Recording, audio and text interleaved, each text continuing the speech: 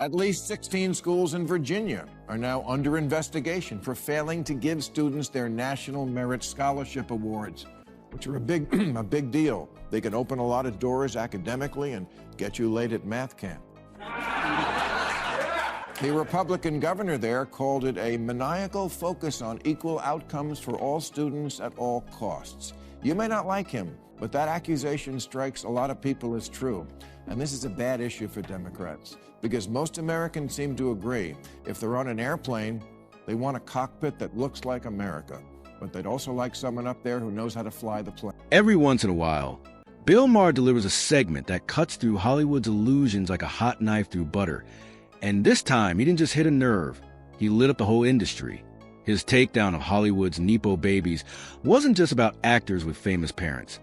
It was about how America has traded merit for marketing, hard work for hashtags, and excellence for entitlement. He highlighted the disturbing example of at least 16 schools in Virginia under investigation for hiding students' National Merit Scholarship Awards, allegedly to avoid hurting others' feelings. It's a symptom of a culture obsessed with equal outcomes instead of equal opportunity, where achievement is hidden instead of honored. As Virginia's governor put it, this maniacal focus on equal outcomes shows how far we've drifted from a basic American belief that if you work hard, you should earn the reward, not because of your name, your background, or your connections, but because you delivered results. To all the people who've been telling me, Bill, you have to do something on Nepo babies. Shut up, I don't have to. But okay, here it is. And if you haven't heard the term yet, here's a brief montage of all the Nepo babies in the acting profession, beginning with Douglas Fairbanks Jr. That's right, their moms and dads were all stars too. It doesn't make them bad people or untalented. In fact, some Nepo babies did very well in their first big roles. But let's also admit that they weren't the only ones who could have done it. But when it's between a few good people and one of them is going to get you this kind of publicity, who do you think is going to get the part? So enjoy the good life, Nepos. Just don't say you didn't have a huge advantage. Maher then tore into celebrity kids who claim, "My parents didn't help me at all," mocking the absurdity of it when their entire careers are built on family connections and industry privilege. These Nepo babies don't just enter the audition room. They own it before stepping in, supported by a network of agents, publicists, and producers tied to their parents. Maher even joked that most acting isn't particularly hard, noting that if Vin Diesel, bodybuilders, and even children can do it, maybe it's not as elite as some claim. By including himself in that mix, he turned the jab into sharp self-awareness, exposing how Hollywood's glamour often hides an unfair system where family fame outweighs raw talent. Or it didn't matter that much who your parents were. Or it just got my foot in the door. This is show business. Getting your foot in the door is 80% of it. Yes. Yes, there are difficult roles that require acting only the great ones can do, but most acting, please, Vin Diesel can do it.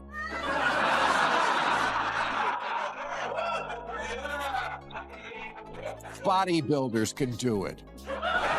Children can do it. Steven Seagal can do it. I did it.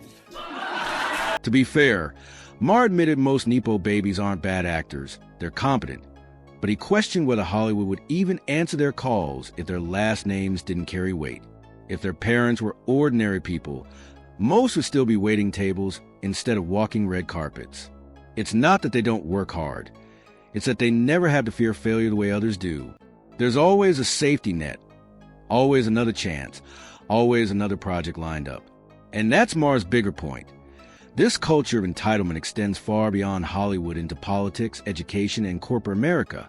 Nepotism and identity have replaced competence and effort, and society increasingly rewards who people know, not what they can do. Reality TV is acting like you didn't know that glass of wine was going to get thrown in your face. This is one reason why, of the top-rated telecasts on television, sports last year accounted for 94 of the top 100, because it is the last refuge of meritocracy in America. Show business is full of Nepo babies. Politics is full of Nepo babies. Maher pointed to politics as another example, spotlighting figures like California Governor Gavin Newsom, whose powerful family connections make his rise look less like a climb and more like a guided tour. Washington is filled with similar dynastic politicians, from the Bushes and the Clintons to the Kennedys, turning democracy into a family business. Power is inherited, not earned, and leadership has become a legacy brand instead of a mark of achievement. Maher contrasted this with sports, the last true meritocracy in America, where there are no shortcuts, no PR boosts, and no nepotism that can save you if you can't perform. In sports, results speak for themselves. It's the one place where merit still reigns. But it also must be said that in the interest of righting historical wrongs and evening out our despicable past, the concept of merit itself is now under attack everywhere but in sports. Maher argued that while America tries to right historical wrongs, the very idea of merit is now under attack in nearly every arena except sports. People no longer trust that the most capable individuals are leading institutions. They believe the most protected ones are. Whether it's political dynasties, legacy admissions, or diversity loopholes, the story's the same. The system rewards a name, not the grind. Even modeling, once about discovering new, unique faces, has fallen in nepotism. Magazine covers now feature celebrity offspring instead of undiscovered talent. Meanwhile, sports remain untouched because fans crave fairness and authenticity. 94 of the top 100 most watched broadcasts last year were sporting events, proving Americans still want to see real competition and earn victory. Even modeling, which used to require the integrity to find a freakishly perfect 14-year-old in a small Slovenian village,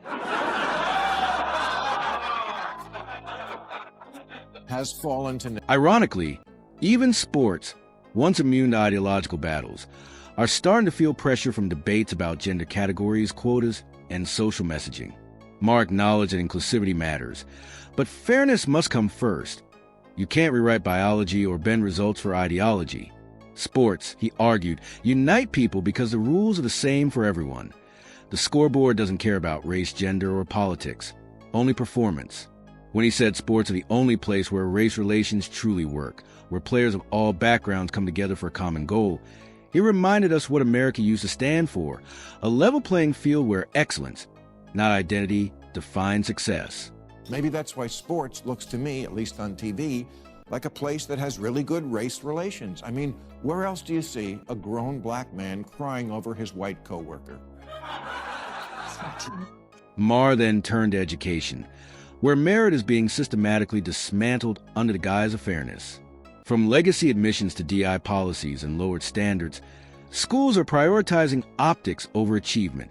The Virginia case, where administrators withheld national merit awards, is a prime example of compassion gone wrong.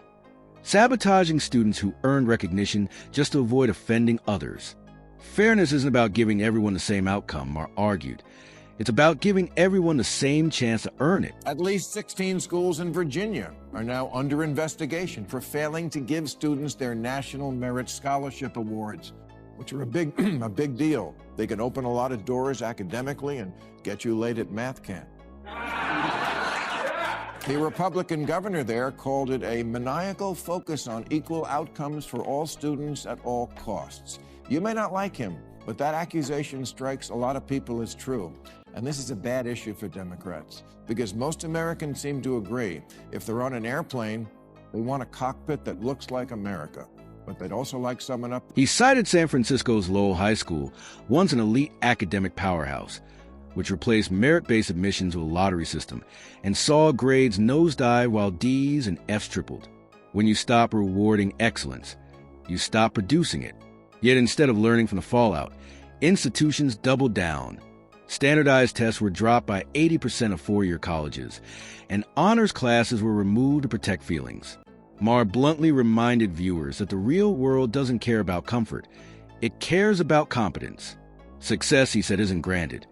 It's earned through performance and perseverance. Instead of getting the kids who lag behind up to the higher standards, schools all over are eliminating honors classes. 80% of four-year colleges no longer require any standardized test for admissions. San Francisco's top-rated Lowell High School replaced merit-based admissions with a lottery in 2021, and the result was a threefold increase in D's and F's. Turns out getting rid of merit admissions just made kids feel worse about themselves. And that's what Instagram is for. Maher's warning was simple. You can't build a thriving society by celebrating mediocrity. America didn't become a global leader by giving everyone participation trophies. It got there by rewarding innovation, discipline, and excellence. Undermining merit doesn't just punish high achievers. It weakens every institution by replacing competence with quotas and connections. He joked that while it's fine for an airplane cockpit to look like America, you still want pilots who know how to fly. Diversity should complement ability, not replace it. When unqualified people rise through favoritism, trust in institutions collapses. And that's exactly what's happening across the board. On the field or court, it's just about who can get me the ball, who can score for our team when we need it. They earn each other's respect, and the love follows.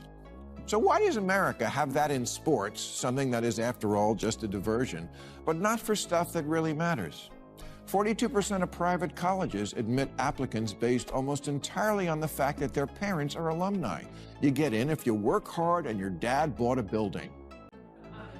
These are called legacy admissions, although I will also accept entitlement. Maher ended on a hopeful note. Americans are starting to wake up. They're tired of being told that excellence is elitist and that hard work is something to apologize for. People want fairness, not favoritism. Merit, not manipulation. Maher's monologue wasn't just a roast of Hollywood's spoiled elite. It was a rallying cry to restore merit across every corner of society. Imagine a world where politics, education, and entertainment worked like sports, where success depends not on who you know, but on what you can do, because that's the America worth fighting for. One where results matter more than rhetoric, and achievement is once again something to be proud of. The fact that this kid's future in the NBA is not assured. In fact, it's the opposite of assured. That's very assuring to me. Everyone wants to see LeBron James' son play on the same team with his father. There hasn't been a feel-good story that feel-good since Macaulay Culkin escaped from Neverland.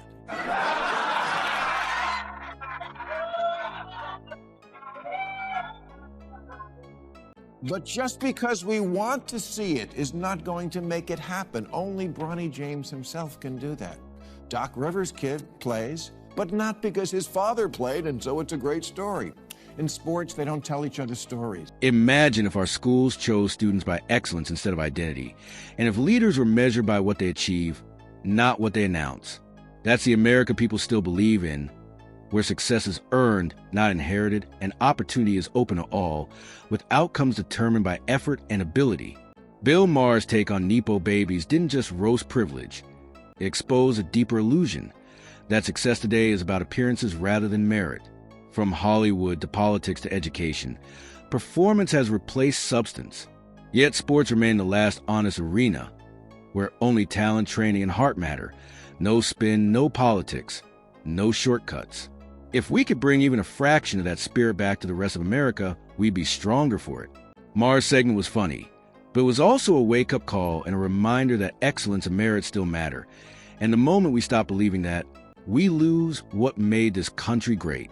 So if you agree it's time to restore merit in schools, jobs, politics, and even Hollywood, hit like, subscribe, and share your thoughts below. Do Nepo babies deserve the backlash? Or is this just how the system's always been?